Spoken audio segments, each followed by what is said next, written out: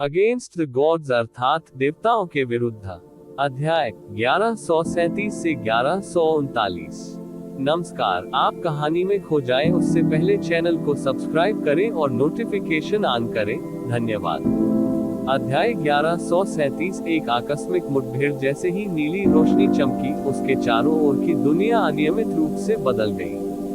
जब युन चे ने अपनी आंखें खोली तो ये प्रारंभिक प्रतियोगिता का स्थल था जिसे उन्होंने स्थानांतरित होने के बाद देखा था, जहां ईश्वर क्षेत्र की सभी युवा प्रतिभाएं एक साथ एकत्रित हुई थीं। जमीन सूखी और पीली थी और पूरी जगह भव्य और प्राचीन इमारतों से भरी हुई थी जो काफी हद तक जीर्ण-शीर्ण थी। उनके अलावा डिवाइन आइस फीनिक्स संप्रदाय के शिष्य एक के बाद एक प्रकट हुए। जब उन्होंने उस दुनिया को देखा जहां उन्हें स्थानांतरित किया गया था, तो उनकी आंखों में उत्साहित और घबराए हुए भाव धीरे धीरे आश्चर्य में बदल गए। उनके सामने का स्थान स्पष्ट रूप से एक प्राचीन और आदिम शहर था जो लंबे समय से उजाड़ था। उन्होंने यह नहीं देखा कि प्रारंभिक समापन के लिए साइट से उन्हें शुरुआत में क्या उम्मीद थी। क्या ये एक परित्यक्त प्राचीन शहर नहीं है? युन चे ने अपने आसपास देखा। मास्टर के अनुसार, चूंकि यह गहन ईश्वर सम्मेलन अनंत स्वर्ग मोती के भीतर आयोजित किया जा रहा है, हमें प्रारंभिक प्रतियोगिता के लिए अनंत स्वर्ग मोती की आंतरिक दुनिया में भेजा जाएगा। वो कौन उसके पास आया? इसलिए ये बहुत संभव है कि यह प्रतियोगिता के लिए चयनित स्थान नहीं है और हमें प्रतियोगिता शुरू होने से पहले ही कुछ समय के लिए यहाँ भेजा गया है। स्वाभाविक रूप से यहाँ केवल वे ही मौजूद नहीं थे, सभी दिशाओं से शक्तिशाली आभाएं लगातार आ रही थी। चूंकि इस स्थान में प्रवेश करने के लिए किसी को कम से कम दैवीय क्लेश क्षेत्र का होना आवश्यक था, इसका मतलब ये था कि दैवीय क्लेश क्षेत्र या यहाँ तक कि दैवीय आत्मा क्षेत्र के गहन अभ्यासकर्ता, जिन्हें सामान्य समय के दौरान देखना मुश्किल था, इस दुनिया में हर जगह पाए जा सकते थे। हालांकि वे सभी खोजबीन करने नहीं गए और उनमें से अधिकांश अपनी जगह पर सीधे बैठे हुए थे। वे अपने दिल और आभा को शांत कर रहे थे, क्योंकि उन्होंने महान युद्ध से पहले अपनी अंतिम और सबसे महत्वपूर्ण तैयारी की थी। अनंत स्वर्ग मोती का आंतरिक क्षेत्र निश्चित रूप से काफी आशाजनक दिखता है। युन चे ने मुस्कुराते हुए कहा, अभी भी 2 दिन से अधिक का समय बाकी है। क्या भाई पोन अपने राज्य को समायोजित करने का इरादा रखते हैं? यह आवश्यक नहीं होगा, वो पोन ने आत्मविश्वास से भरे हुए कहा। यद्यपि शाश्वत स्वर्ग दिव्य क्षेत्र की आभाज वाला देव क्षेत्र से काफी भिन्न है, लेकिन यह मुझ पर नकारात्मक प्रभाव डालने में सक्षम नहीं है। दूर से देखने पर उसकी आवाज अचानक थोड़ी भारी हो गई। मुझे इस गहन ईश्वर सम्मेलन में शीर्ष 1000 में जगह बनानी है, चाहे कुछ भी हो। मुझे विश्वास है कि भाई पोन निश्चित रूप से इसके लिए सक्षम है। युन चे ने अपने आप पर बहुत अधिक दबाव मत डालो की तर्ज पर कुछ भी नहीं कहा, क्योंकि वो पोन का वजन एक विशाल सितारा क्षेत्र की अपेक्षाओं के अनुरूप था। ऐसा कोई तरीका नहीं था जिससे सांत्वना के कोई भी शब्द उसकी स्थिति में मदद कर सके। दूसरी ओर डिवाइन आइस फीनिक्स संप्रदाय के सभी शिष्य मू हन्यू के नेतृत्व में एक स्थान पर एकत्र हुए थे। वह युन चे के पास आया। वरिष्ठ भाई युन चे, हमें अभी एक शांत जगह मिली है। क्या आप हमारे साथ आएंगे? कोई जरूरत नहीं है। युन चे ने अपना सिर हिलाया। मैं आराम से घूमना चाहता हूँ ताकि आपको मेरे साथ परेशान न होना पड़े। ठीक है, मू हन्यू ने समझ में सिर हिलाया। जब वह पलटा और चला गया तो उसने और कुछ नहीं कहा। भाई यू वो पोन ने उस पर गहरी नजर डाली। मुझे ऐसा लगता है जैसे आप प्रोफाउंड गॉड कन्वेंशन को लेकर बहुत उत्साहित या इसमें रुचि नहीं रखते हैं। इसके बजाय आपके दिमाग में कुछ और है। प्रोफाउंड गॉड कन्वेंशन का मंच भाई पोन जैसी दुर्लभ देखी गई असाधारण प्रतिभाओं का है। मेरे साधना स्तर के साथ कोई भी उपलब्धि हासिल करना असंभव है, इसलिए मेरे जैसे किसी व्यक्ति के लिए सम्मेलन में इतनी रुचि रखना कठिन है। युन चे ने उसे आकस्मिक उत्तर दिया। भाई यू को खुद को इतना कम नहीं आंकना चाहिए। वो पोन ने अपना सिर हिलाया। भाई यू ने 3 से कम लिया दैवीय उत्पत्ति क्षेत्र से दैवीय क्लेश क्षेत्र तक खेती करने के लिए वर्षों का समय। इसके अलावा फ्रॉस्ट एलिमेंट में आपकी प्रतिभा को देखते हुए यदि प्रोफाउंड गॉड कन्वेंशन अब से 20 साल बाद आयोजित किया जाता तो शायद पूर्वी दिव्य क्षेत्र में कोई भी भाई के नाम से अनजान नहीं रहता। वो फोन की आवाज अचानक कमजोर हो गई। वह स्तब्ध होकर अपनी जगह पर खड़ा रहा क्योंकि उसकी आंखें सीधे सामने की ओर थीं, जिससे उसे ऐसा लग रहा था मानो उसने अचानक अपनी आत्मा खो दी हो। युनचे हैरान होकर पीछे मुड़ा और उसकी नजर एक बेहद खूबसूरत बर्फ की सफेद आकृति पर पड़ी। वह मूल रूप से इस ओर देख रही थी, लेकिन जब उसकी नजर युनचे के संपर्क में आई तो उसकी ठंडी क्रिस्टल जैसी सुंदर आंखें दूर चली गईं। युनचे केवल उसे पीछे देखता रह गया जब वह उदासीनता के साथ दूर चली गई। फिक्स्यू, युनचे ने अनजाने में उसका नाम पुकारा क्योंकि उसे अपने दिल में थोड़ा उलझन महसूस हुआ। वह व्यक्ति अभी आपके संप्रदाय से भाई युन की कनिष्ठ बहन भी थी। वो फोन अपने आप में वापस आ गया था। उसने इस तथ्य को छिपाने के लिए अपनी वर्तमान स्थिति में यथासंभव शांत शब्दों का उच्चारण किया कि उसने एक क्षण पहले ही खुद को खो दिया था। हाँ, मैं अनुमान करता हूँ। युनचे ने हमेशा म्यू फिक्स्यू को एक वरिष्ठ बहन के रूप में देखा था। हालांकि संप्रदाय के नियमों के अनुसार म्यू फिक्स्यू को निश्चित रूप से उनकी कनिष्ठ बहन माना जाएगा। उसकी नजर, जिसमें उसकी कोई भी आंतरिक भावना शामिल नहीं थी, वो फोन की अभिव्यक्ति पर हावी हो गई जब उसने एक स्पष्ट मुस्कान के साथ कहा, वो महान बुजुर्ग हुआनजी म्यू फिक्स्यू की पोती है। आह, वो फोन चौंका। इसके तुरंत बाद उसने कुछ उत्साह के साथ कहा, तो वह वही म्यू फिक्स्यू है। यह आश्चर्य की बात है कि इतने समय तक मैंने उस पर कभी ध्यान नहीं दिया। इससे पहले कि 3 साल पहले हुओ फोन ने पहली बार होरूली के साथ स्नोसॉन्ग दायरे में कदम रखा था, उसने डिवाइन आइस फीनिक्स संप्रदाय के म्यू फिक्स्यू और म्यू हानी के नाम सुने थे। लेकिन चूंकि वह पूरी तरह से साधना में तल्लीन थे, इसलिए उन्हें उन चीजों की बिल्कुल भी चिंता नहीं थी जो गहन तरीके से असंबंधित थी। तो स्वाभाविक रूप से उन्हें डिवाइन आइस फीनिक्स संप्रदाय के शीर्ष शिष्यों में कोई दिलचस्पी नहीं होगी। अभी ये पहली बार म्यू फिक्स्यू पर उसकी नजर पड़ी थी। उस पल में ऐसा लगा मानो उनकी दृष्टि के क्षेत्र में एक निर्दोष बर्फ का कमल खिल गया हो, जिससे उनके विद्यार्थियों को एक सेकंड के बेहद संक्षिप्त समय में एक स्वप्निल, बिल्कुल सुंदर और शानदार दुनिया दिखाई दे रही हो। इसके बाद ये भावना एक बेकाबू बीमारी की तरह उसके पूरे शरीर में फैल गई और उसके दिल और आत्मा पर आक्रमण कर दिया, जिससे उसके शरीर और आत्मा के भीतर की लपटें अपने आप भड़क उठी। वे अव्यवस्थित रूप से भड़क उठे और जल्द ही शांत होने का कोई संकेत नहीं दिखा। यह एक ऐसी अनुभूति थी जिसे उसने अपने जीवन में कभी महसूस नहीं किया था। अब वह क्या महसूस कर रहा था, इसका वर्णन करने के लिए उसके पास शब्द नहीं थे। भाई पोन, क्या आप ठीक हैं? युनचे ने अचानक पूछा। क्या ऐसा हो सकता है कि आप? नहीं, ऐसा बिल्कुल नहीं है।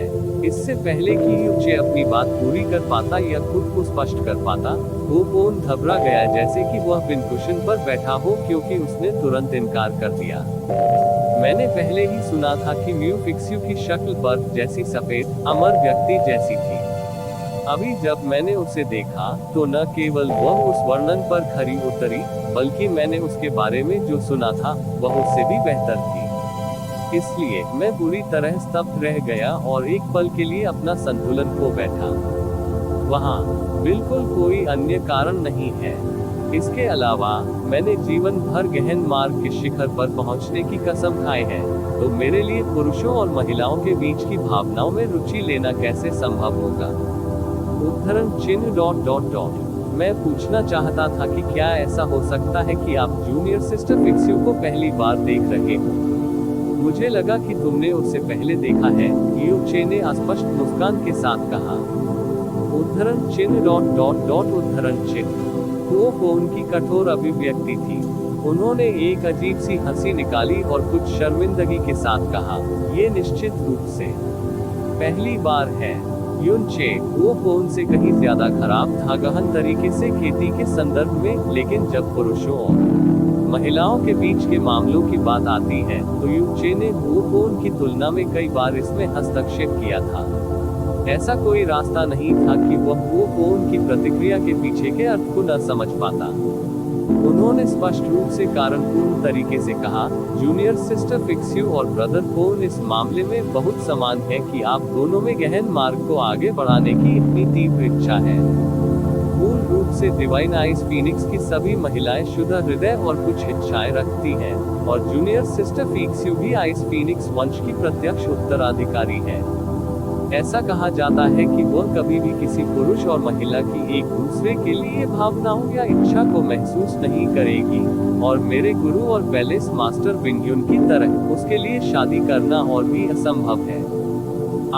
ये बहुत अफसोस की बात है जब एक व्यक्ति जो हमेशा पुरुषों और महिलाओं के बीच की भावनाओं के प्रति उदासीन रहता था, अचानक किसी के लिए भावनाएं रखने लगता है, तो उनकी भावनाएं अक्सर बेहद तीव्र और गहरी होती हैं, और हो सकता है कि वे अपने जीवन में अगली बार ऐसा महसूस न करें। इसलिए वो फोन का खुद को म्यूफिक्स्यू के सामने खोना अजीब नहीं लगा, बल्कि ऊंचे के लिए थोड़ा गंभीर था।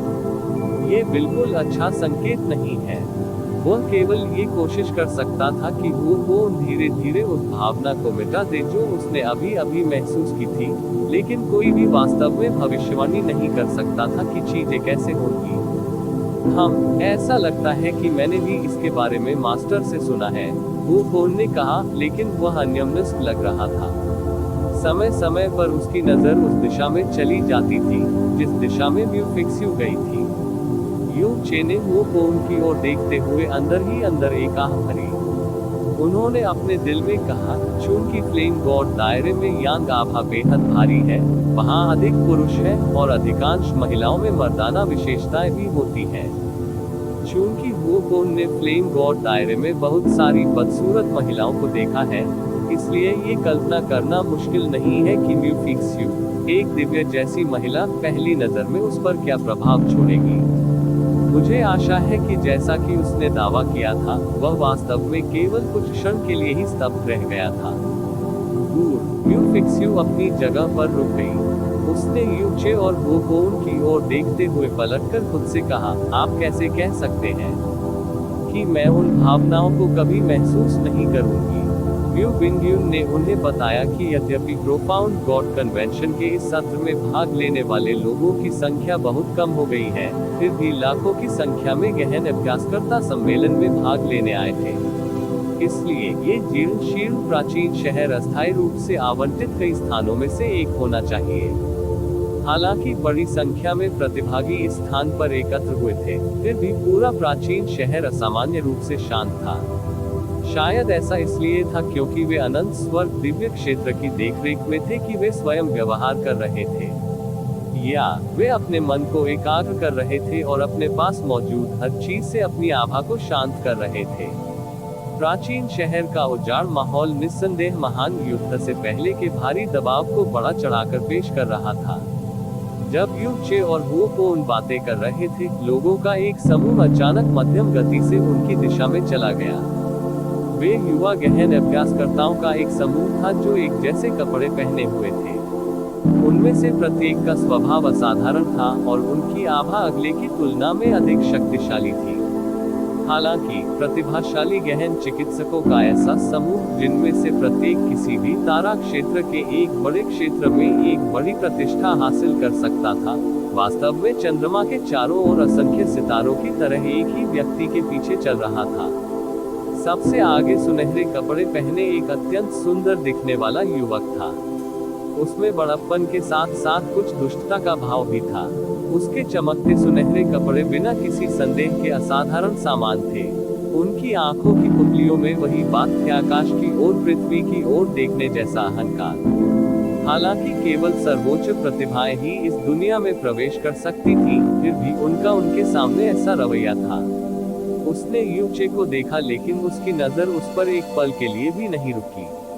वह तेजी से और लापरवाही से उसके पास से गुजरा, मानो वह सड़क के किनारे पड़ा कोई पत्थर हो। लेकिन जब उसने हुओ पोन को देखा तो उसकी निगाहें उस पर रुक गईं क्योंकि उसकी भौहें थोड़ी सी झुक गईं। हालांकि उन्होंने अंत में कुछ नहीं कहा और अहंकार पूर्वक उन दोनों के पास से गुजर गए। उसकी पीठ देखकर यूनचे थोड़ा घबरा गया। भाई यून, क्या आप उसे जानते हैं? हुओ पोन ने पूछा। उनका लहजा काफी गंभीर था।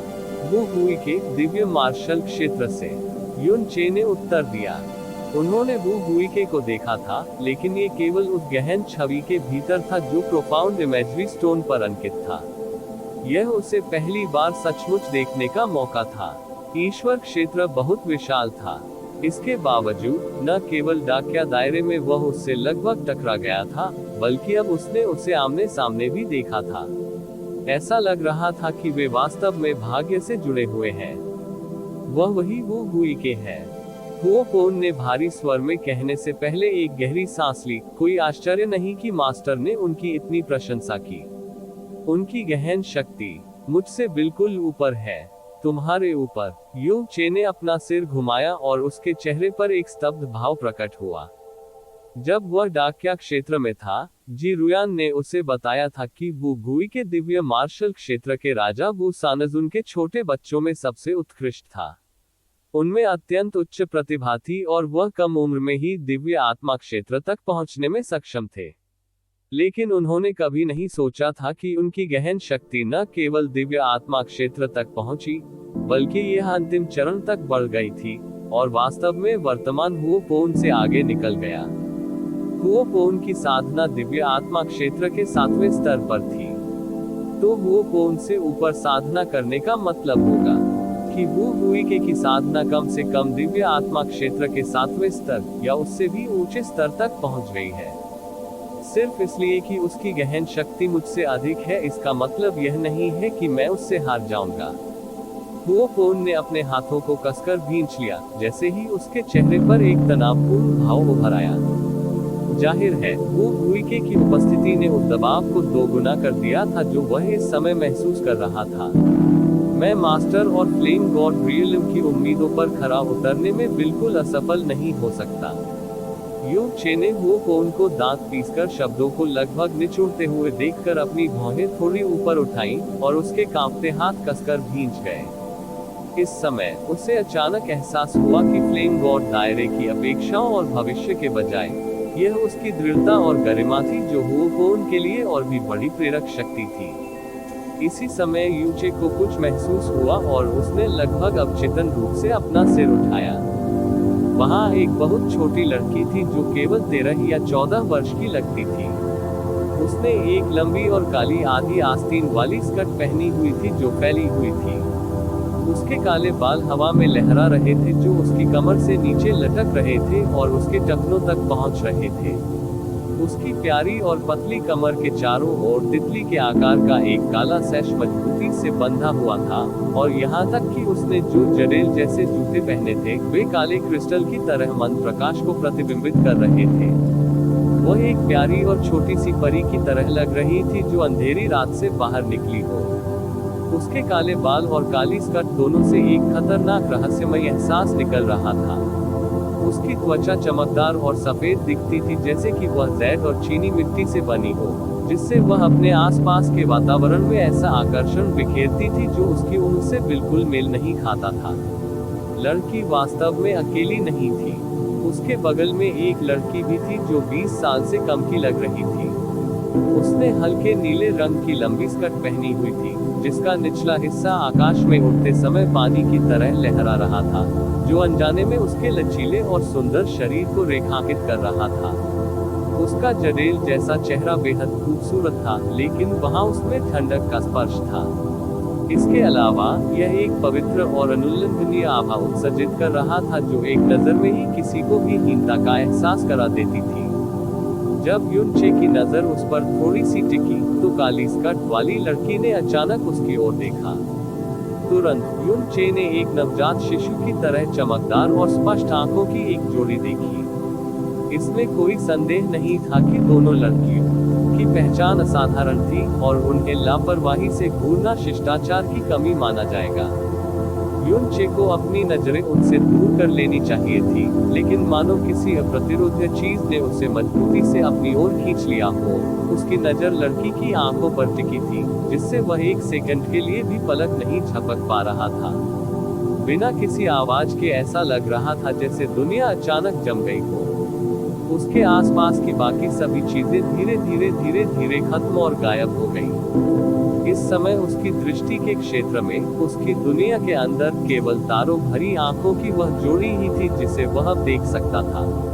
ऐसा लग रहा था मानो वह एक अंतहीन अंधेरी रात के बीच में गिर गया हो। रिपोर्ट अध्याय टिप्पणियां संपर्क करें टॉस साइट में दान करें। अध्याय 1138 रहस्यमय लड़की है। युनचे तेजी से अपने दिल में सतर्क हो गया और अपने दिमाग को एकाग्र कर लिया। तुरंत अंतहीन रात की दुनिया में जाने का भ्रमपूर्ण एहसास गायब हो गया। हालांकि इसके साथ ही उसकी दृष्टि स्पष्ट हो गई, फिर भी उसने अपनी आंखें नहीं हटाई थी और सीधे काली स्कर्ट पहने लड़की की आंखों में देख रहा था। यह अज्ञात था कि क्या यह उसके अवचेतन रूप से उसकी आंखों से दूर न देखने की इच्छा के कारण था या किसी अन्य कारण से। आकाश में लड़की ने आश्चर्य की हल्की सी ध्वनि निकाली। यह क्या है? उसके बगल वाली नीली स्कर्ट वाली लड़की ने हैरानी से पूछा तो उसने उसकी ओर देखा। बड़ी बहन, चलो नीचे चलते हैं। युनचे और वो कोन ने आश्चर्य से देखा जब दोनों लड़कियां आसमान से नीचे आई। बादलों के बीच से ऊपर से जमीन पर आने वाली परियों की तरह वे उन दोनों के पास आए। ओह, मैं समझा। जब नीले रंग की पोशाक वाली लड़की ने वो कोन को देखा तो उसे कुछ समझ में आ गया कि लड़की उसे यहाँ क्यों खींच रही है। ये व्यक्ति जो ज्वाला की तीव्र आभा उत्सर्जित कर रहा था, उसके पास आश्चर्यजनक रूप से उच्च गहन शक्ति थी और उसकी ईश्वर क्षेत्र में एक महान प्रतिष्ठा होनी चाहिए। हालांकि चूंकि उसके बावजूद भी उसके मन में उसके बारे में कोई धारणा नहीं थी, इसलिए यह कोई आश्चर्य की बात नहीं थी कि काली स्कर्ट वाली लड़की उसके बारे में उत्सुक होगी। जहां तक उसके बगल वाले आदमी की बात है, वह दैवीय क्लेश क्षेत्र के पहले स्तर पर था और दूसरी नजर के लायक भी नहीं था। लेकिन वह ये देखकर बेहद चकित रह गई कि जब लड़की ने अपना चेहरा उठाया तो वह वास्तव में उस आदमी को देख रही थी जो दिव्य क्लेश क्षेत्र के पहले स्तर पर था। उसकी चमकदार और रहस्यमय आंखें एक तारों भरी रात की तरह लग रही थी। इसके अलावा वह काफी देर तक अतुलनीय गंभीरता के साथ उसे देखती रही। उद्धरण चिन्ह प्रश्नवाचक चिन्ह प्रश्नवाचक चिन्ह प्रश्नवाचक चिन्ह उद्धरण चिन्ह। नीले रंग की पोशाक वाली लड़की ने संदेह में अपनी बारीक भौहों पर गहरी सिकोड़ ली। बड़े भाई, क्या आप मुझे अपना नाम बता सकते हैं? लड़की ने अचानक पूछा। चूंकि उसका शरीर बहुत पतला था, इसलिए उसने अपना सिर इतना ऊपर उठा लिया था कि वह सीधे युनचे की आंखों में देख सके। लड़की के चेहरे पर हल्की मुस्कान थी और वह बेहद प्यारी थी, लेकिन युनचे को उससे खतरे का एक स्पष्ट एहसास हुआ। उसने बगल वाली लड़की के चेहरे पर आश्चर्य की गहरी झलक भी देखी। ये स्पष्ट था कि लड़की द्वारा उससे बात करने की पहल करने पर वह आश्चर्यचकित थी। युनचे ने तुरंत संक्षिप्त तरीके से उत्तर दिया। दूसरा पक्ष अचानक उनके पास आया। उसकी पहचान और इरादे अज्ञात थे और उसने उसे खतरे का स्पष्ट एहसास भी कराया, इसलिए उसके लिए लापरवाही से नाम बताना पूरी तरह से ठीक होगा। लेकिन लड़की की निगाहों से अचानक उसके दिल में एक अजीब सी भावना जाग उठी कि उसके सामने झूठ बोलना बेहद मूर्खता होगी। युनचे, ये कितना अजीब नाम है। लड़की को अपने दिल में वह अपरिचित नाम याद आ गया। उसकी काली काली आंखें अभी भी बहुत गंभीरता से उसे देख रही थीं, जैसे वह उसके बारे में सब कुछ देख लेना चाहती हो। क्या आप भी गहन ईश्वर सम्मेलन में भाग लेने आए हैं? बेशक, युनचे ने एक बार फिर अतुलनीय सरल और स्पष्ट शब्दों में उत्तर दिया। फिर अपना सर्वश्रेष्ठ करो। अपनी बात खत्म करने के बाद वह एक मीठी हंसी हंसने लगी। बाद में उसने नीले रंग की पोशाक वाली लड़की का हाथ अपने पास खींच लिया। बड़ी बहन, चलो चले। उद्धरण चिन्ह उद्धरण चिन्ह। नीले रंग की लड़की ने युनचे पर गहरी नजर डाली, लेकिन कुछ नहीं कहा। उसने दूसरी लड़की का छोटा सा हाथ खींच लिया और उड़ गई। एक पल इंतजार करें। इसी समय वो कोन, जो इतने समय तक अवर्णनीय रूप से चुप थी, अचानक चिल्लाई, ओह आप छोटी बहन। यह विनम्र व्यक्ति फ्लेम गॉड दायरे से वो कौन है? क्या आप मुझे अपनी वर्तमान उम्र बता सकते हैं? वो कौन ने स्पष्ट रूप से चिंतित स्वर में तेजी से पूछा, जिससे यूनचे को अपने दिल में आश्चर्य और हतप्रभ महसूस हुआ। काली स्कर्ट वाली लड़की ने अपना सिर इधर उधर घुमा लिया। उसने मीठी मुस्कान के साथ कहा, हालांकि मैं बहुत छोटी दिखती हूँ, मैं पिछले महीने 15 साल की हो गई हूँ और अब बच्ची नहीं हूँ। बिग ब्रदर कौन, आप भी प्रोफाउंड गॉड कन्वेंशन में अपना सर्वश्रेष्ठ प्रदर्शन करते हैं। उद्धरण चिन्ह डॉट डॉट डॉट उद्धरण चिन्ह। वो कौन तुरंत स्तब्ध रह गया, जैसे कि वह अचानक बिजली की चपेट में आ गया हो, और उसने बहुत देर तक एक शब्द भी नहीं बोला। जैसे ही दोनों बहनें चली गईं, यूचे अपनी जगह पर खड़ी रही। भौहें तनी हुई, ऐसा लग रहा था जैसे वो चुपचाप कुछ सोच रहा हो। काफी देर के बाद उसे पता चला कि उसके बगल में वो कौन भी 1 इंच भी नहीं हिला, न ही एक शब्द भी बोला, और केवल उसकी अभिव्यक्ति लगातार बदलती रही। भाई को, क्या आप उन दोनों बहनों को पहचानते हैं? या शायद आपको उनकी पहचान के बारे में अंदाजा हो? यूचे ने पूछा। उनकी तुलना में हो कौन को ईश्वर क्षेत्र की अधिक समझ थी, इसलिए उनके लिए उनके बारे में जानना संभव हो सकता है। उनकी अजीब प्रतिक्रिया से जाहिर तौर पर पता चला कि उनकी पहचान बेहद महत्वपूर्ण थी। वो कौन ने अपना सिर पीछे की ओर झुकाया और अचानक कहा, नीले कपड़ों वाली उस लड़की ने मुझे एक दमनकारी एहसास दिया। उसका साधना स्तर किसी भी तरह से स्वॉर्ड सॉवरेन के उत्तराधिकारी जून जिलेई से कम नहीं है, जिनसे हम पहले मिले थे। जून जिलेई से कम नहीं, यूचे ने आश्चर्य से दोहराया।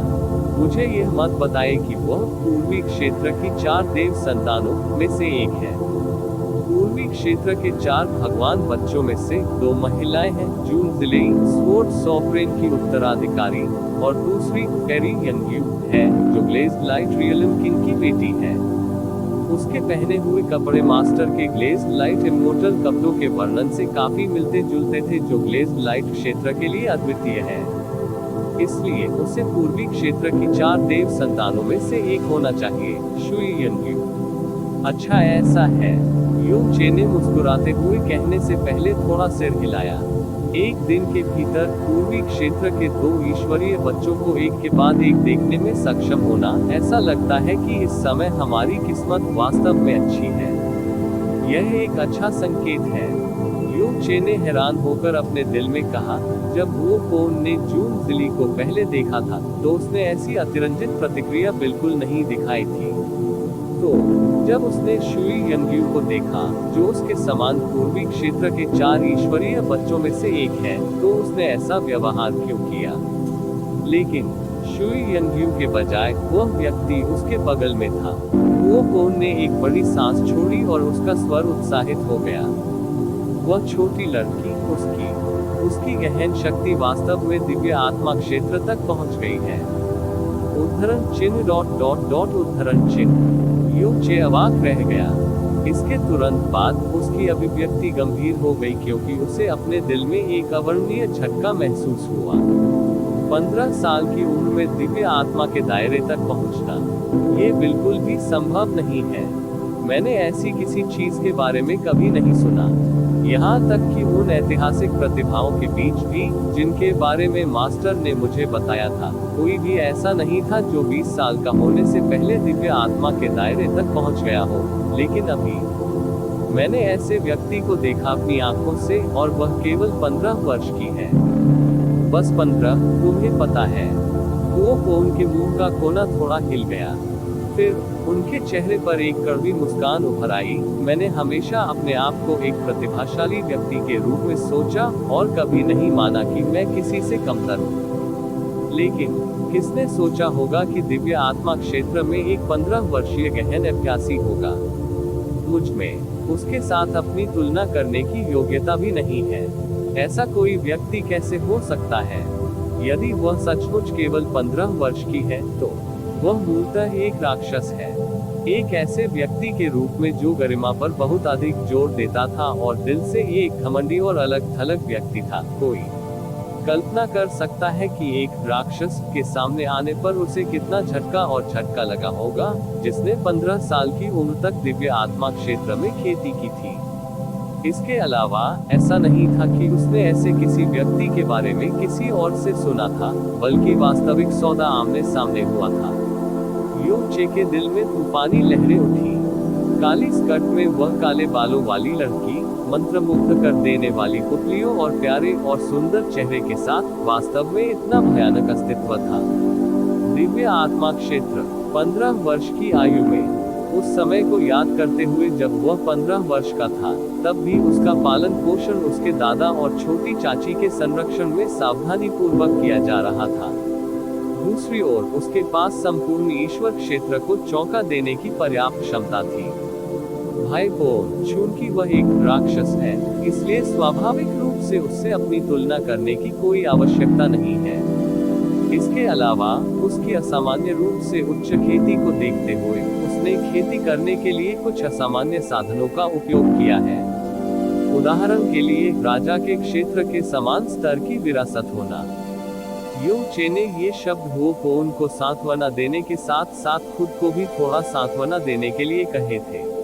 उन्होंने अपनी साधना को बढ़ाने के लिए अपनी पूरी ताकत लगा दी थी, और सर्वोच्च क्षेत्र में किसी दिव्य गुरु द्वारा उन्हें व्यक्तिगत रूप से निर्देश दिया गया था। इतना ही नहीं, बल्कि उसने पूरे साल अपने शरीर को स्वर्गीय नेदरफ्रॉस्ट झील में भिगोया था। उसने स्नो सॉन क्षेत्र के उच्चतम स्तर के संसाधनों का भी आनंद लिया था। इसके अलावा उसने अपनी जान जोखिम में डाल दी थी, और यहाँ तक कि व्यू दुवानेन की आइस फीनिक्स वाइटल यिन को छीनकर बहुत बड़ा पाप भी किया था।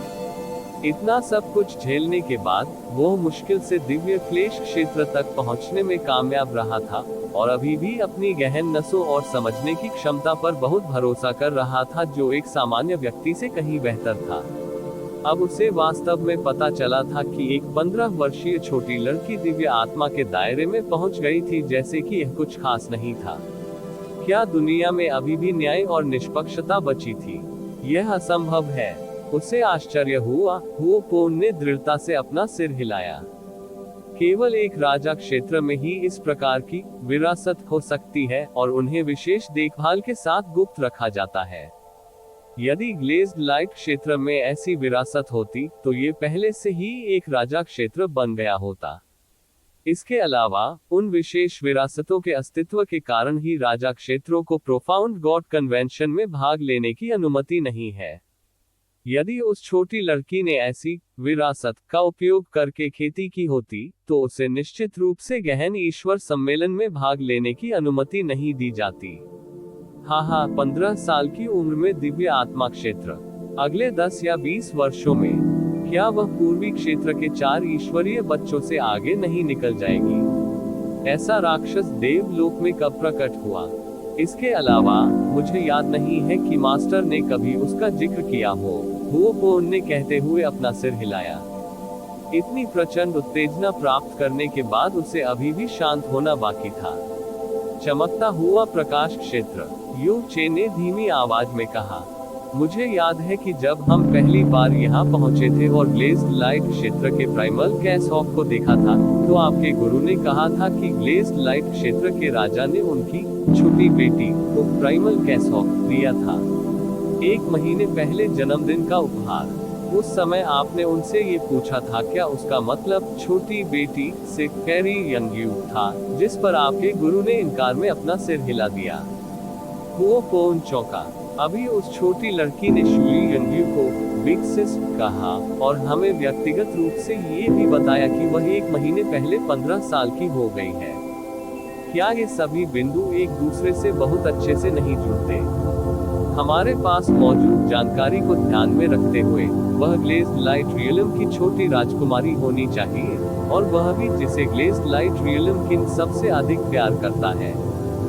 ग्लेज्ड लाइट क्षेत्र के प्रतीकों में से एक प्राइमल कैसहॉक को उसके जैसी छोटी लड़की को देना, न कि पूर्वी क्षेत्र के 4 ईश्वरीय बच्चों में से एक शुई यंगयू को देना, ये दर्शाता है कि उसकी स्थिति ग्लेज्ड लाइट रियलम किंग की नजर निश्चित रूप से उसकी बड़ी बहन पर है। भाई यू की बातें सही लगती हैं। हुओ पोन ने हल्के से अपना सिर हिलाया। तो ग्लेज्ड लाइट रियलिज्म में न केवल शुई यंग्यू जैसा प्रतिभाशाली व्यक्ति है, बल्कि उन्हें इतना डरावना छोटा राक्षस भी मिला है। पवित्र ईस्ट क्षेत्र हमेशा महान 3 क्षेत्रों में सबसे मजबूत रहा है, लेकिन ऐसा लगता है कि अगली पीढ़ी में पवित्र ईस्ट क्षेत्र को ग्लेज्ड लाइट क्षेत्र द्वारा नीचे धकेल दिया जाएगा। कुओकोन ने कहा, ऐसा लगता है कि मुझे खुद को अच्छी तरह से तैयार करना चाहिए। ये देखते हुए कि पूर्वी दिव्य क्षेत्र कितना विशाल है, निश्चित रूप से वहाँ बहुत अधिक स्वर्गीय असाधारण प्रतिभाएं हैं जिनके बारे में मैं अनभिज्ञ हूँ। ये गहन ईश्वर सम्मेलन निश्चित रूप से मेरी अपेक्षाओं से कहीं अधिक कठिन होने वाला है।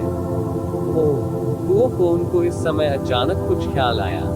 कुओरुली को स्पष्ट रूप से पता था कि ग्लेज्ड लाइट क्षेत्र में एक ऐसा राक्षस था, लेकिन उसने कभी उसके बारे में उसका जिक्र नहीं किया। इससे पहले जब वे प्राइमल कैसहॉफ के बारे में बात कर रहे थे, तब भी वह कुछ कहने से ठीक पहले रुक गए थे। उसे डर होना चाहिए कि इससे उसके आत्मविश्वास और अहंकार को गहरा झटका लगेगा, क्योंकि दैवीय आत्मा क्षेत्र का एक 15 वर्षीय गहन अभ्यासी खुद को प्रतिभाशाली बताने वाले किसी भी व्यक्ति को हीनता की भावना महसूस कराने के लिए पर्याप्त था। कुओकोन की मानसिक स्थिति में काफी परिवर्तन आ गया था। उन्होंने एक शांत जगह की तलाश की और अपने पूरे शरीर को आग में स्नान करते हुए साधना की स्थिति में प्रवेश किया। भले ही प्रारंभिक लड़ाई शुरू होने में 3 दिन से कम समय बचा हो, प्रोफाउंड गॉड कन्वेंशन के प्रति पूरी तरह से उदासीन व्यक्ति के रूप में यू चे ने स्वाभाविक रूप से कुओकोन के समान कुछ भी नहीं किया।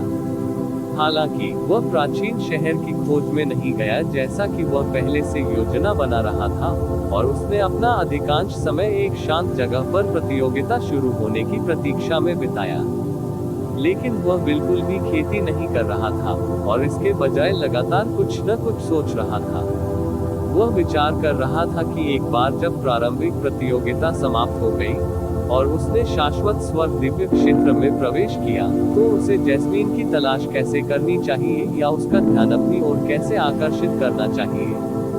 जब वह जैस्मीन से मिले तो उसे क्या कहना चाहिए, उसे क्या पूछना चाहिए, वह क्या करे, क्या वह सफल होगा, क्या होगा यदि चीजें उसके अनुसार नहीं हुई, क्या करे यदि वह उससे मिलने को तैयार नहीं थी, क्या होगा यदि।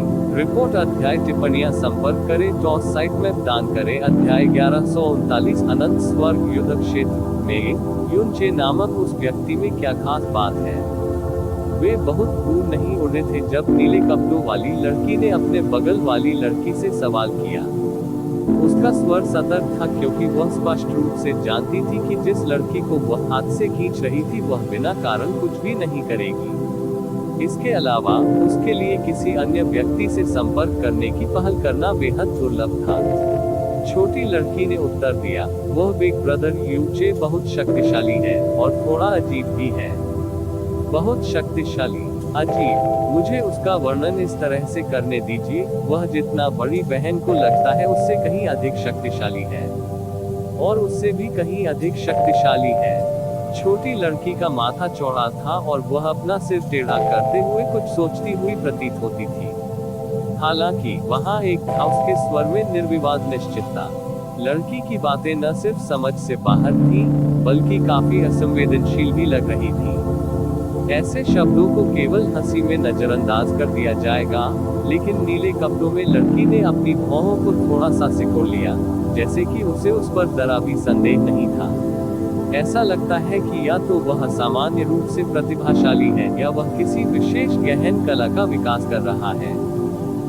लेकिन तुम्हें उसकी परवाह करने की जरूरत नहीं है। आखिरकार उसकी गहन शक्ति बहुत कमजोर है। हालांकि ऐसा लगता है कि उसे बहुत मजबूत होना चाहिए, फिर भी उसके लिए दैवीय आत्मा क्षेत्र के लोगों के लिए खतरा बनना असंभव है। बड़ी बहन के लिए तो बिल्कुल भी नहीं। बात बस इतनी सी है, मैं उसकी विचित्रता को शब्दों में बयां नहीं कर सकता। यही कारण है कि मुझे वह बहुत अजीब लगा।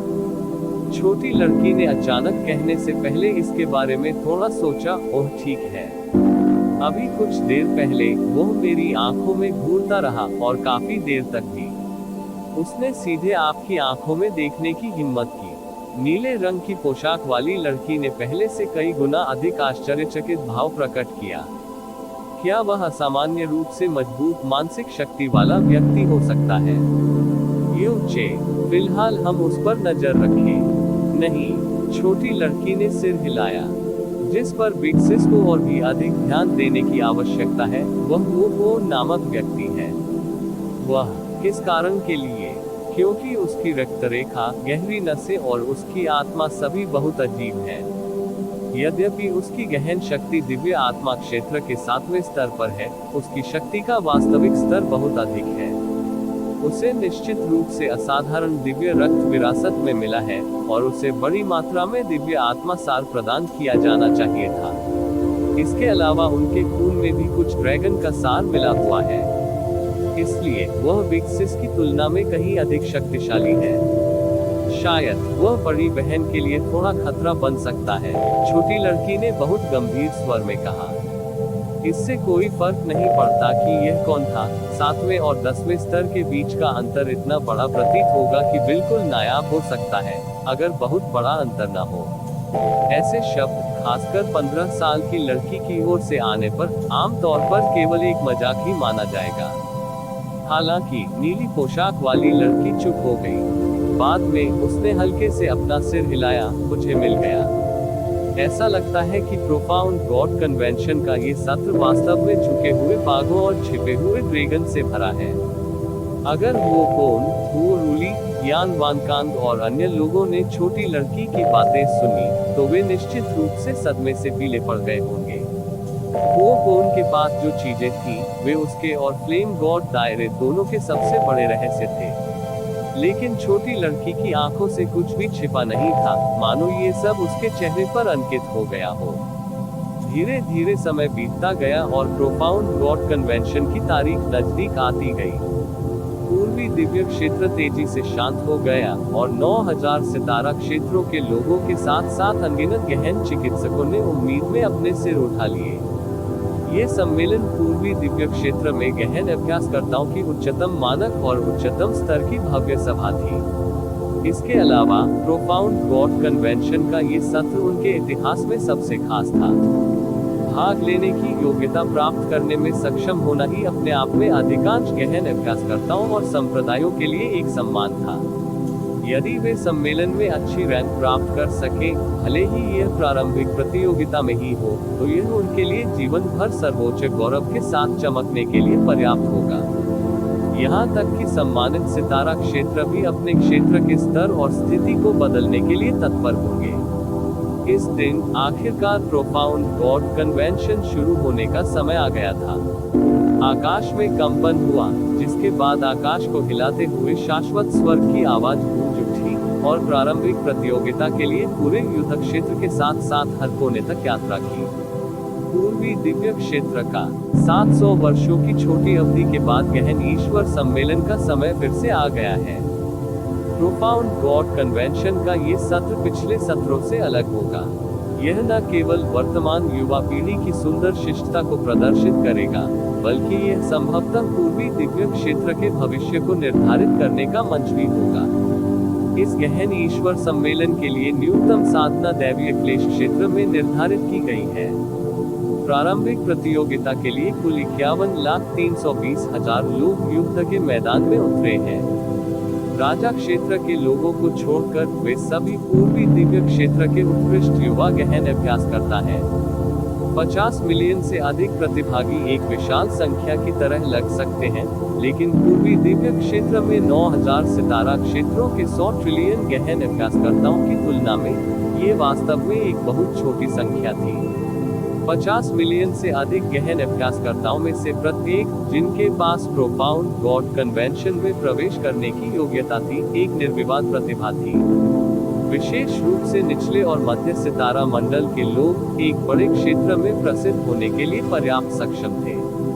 उदाहरण के लिए, जो कोई भी स्नो सॉन्ग दायरे में 60 साल का होने से पहले दिव्य क्लेश क्षेत्र में पहुंच गया, उसके पास आइस फीनिक्स डिवाइन हॉल में शामिल होने की योग्यता होगी, जो दिव्य आइस फीनिक्स संप्रदाय के शिष्यों के लिए उच्चतम स्तर की स्थापना है। प्रोफाउंड गॉड कन्वेंशन के इस सत्र में प्रतिभागियों की संख्या पहले की तुलना में काफी कम है, इसलिए प्रतियोगिता की व्यवस्था भी अलग है। प्रारंभिक युद्धों के लिए शाश्वत स्वर्ग मोती युद्ध क्षेत्र होगा। हालांकि वे सभी जानते थे कि 3 साल पहले इटर्नल हेवन पल युद्ध का मैदान होगा, फिर भी इसे फिर से सुनकर सभी भाग लेने वाले गहन चिकित्सकों को स्पष्ट रूप से उत्साहित किया गया।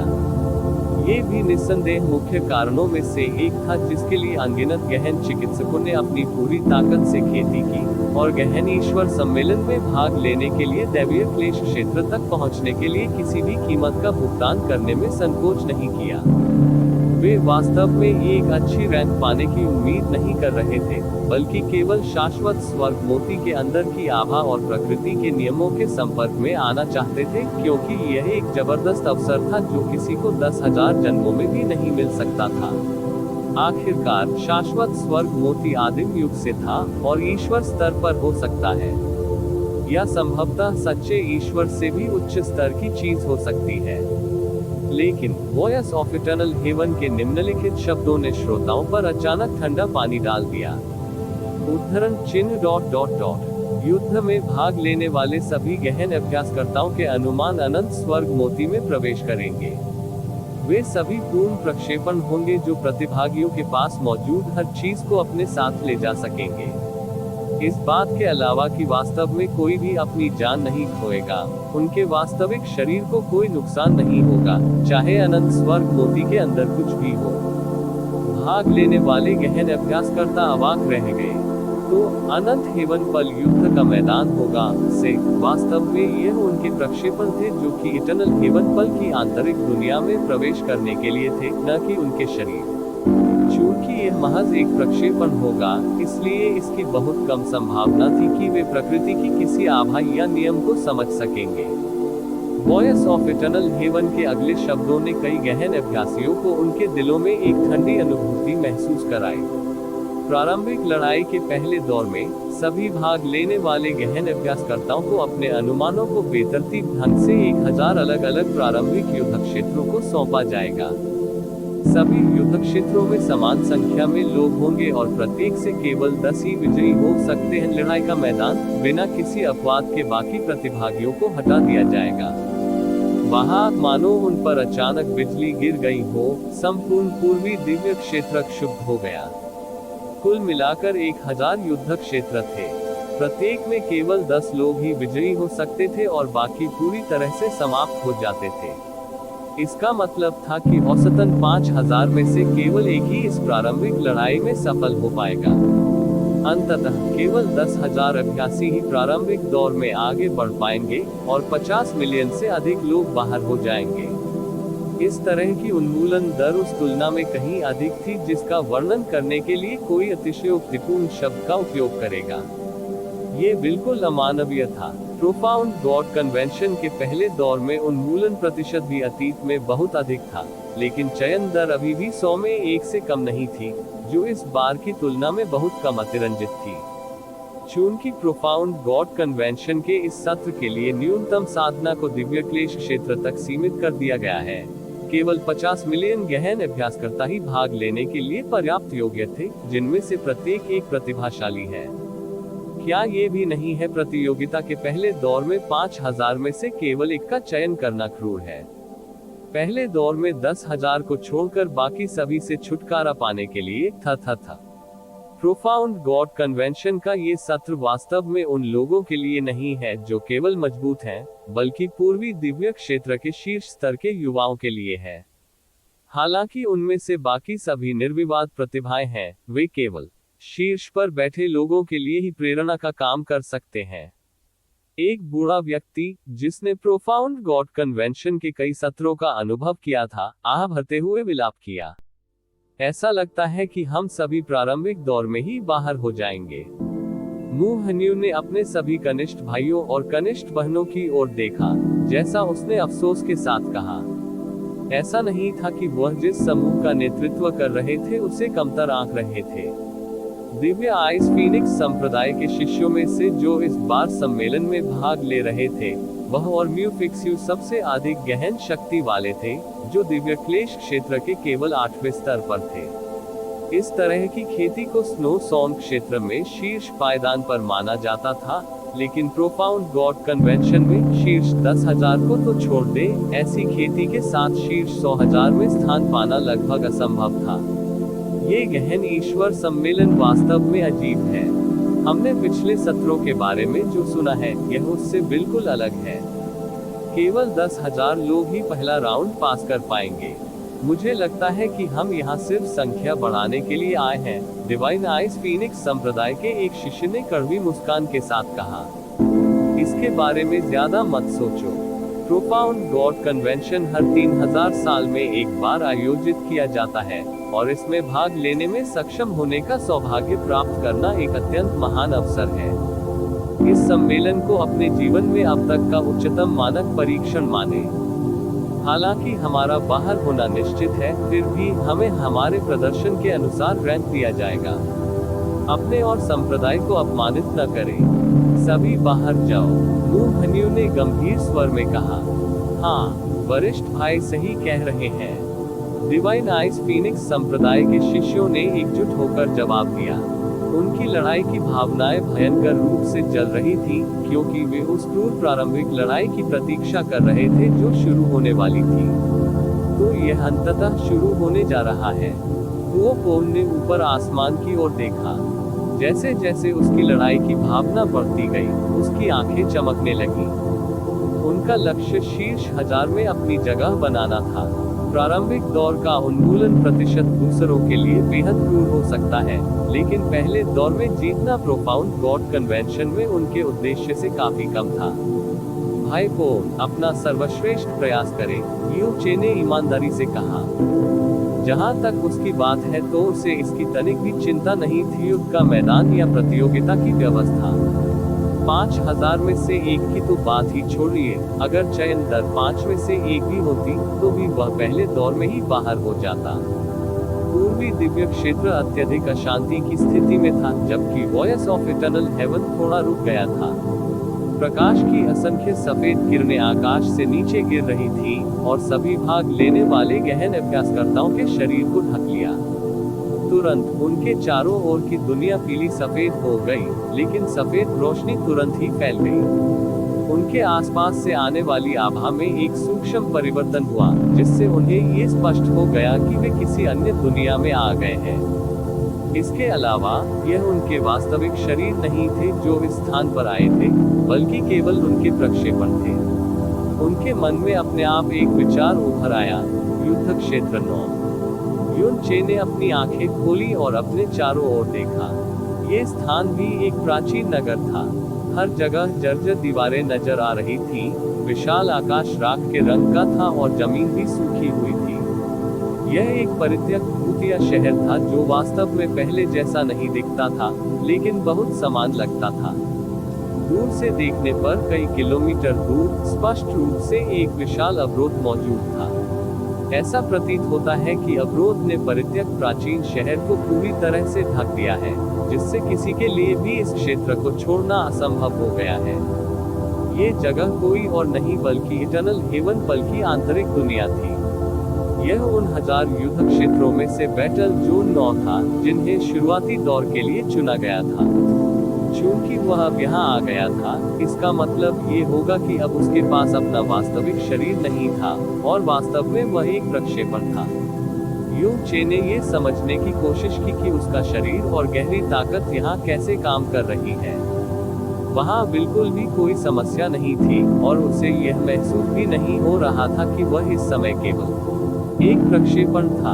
उसने अपना बायां हाथ बढ़ाया और स्पष्ट रूप से स्काई पॉइजन पल और हेवन स्मिटिंग तलवार के अस्तित्व को महसूस किया।